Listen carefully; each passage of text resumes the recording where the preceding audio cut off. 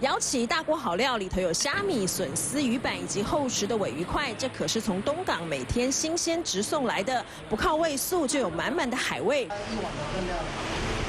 像我那么大只也吃得饱。像我如果有外县市的朋友来找我，都是会带他们来这边吃。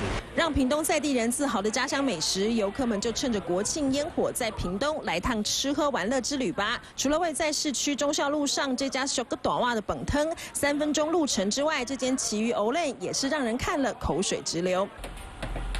胖胖的藕类光是看就很有饱足感，包覆着鱼浆淡黄蛋白，老板靠经验保留扎实度。店内还有隐藏版的人气餐点，麻油米血一整块放入麻油锅，得靠时间慢慢焖出香气，做法耗工费时。双十连假到屏东吃饱喝足，还能欣赏期间限定的台湾设计展。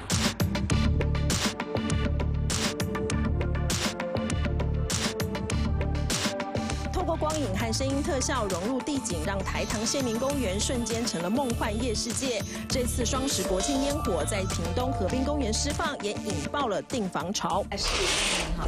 屏东市区高楼层的饭店打开窗不会被建筑物挡住视野，另外一家同样打开窗，放眼望去，前方就是烟火释放处，非常抢手。更有不少游客想多待几天，位在屏东的马家乡凉山瀑布成了好好放松的秘境之一。凉山瀑布分为3层，随着地势越高，气势越是磅礴。跟着我们的镜头，再来到屏东3地门的山川琉璃吊桥，262公尺，全国最长的卧床式吊桥，犹如微笑天际线，两边都是原住民图腾。趁着双十国庆，透过好吃好玩的行程，看见屏东之美。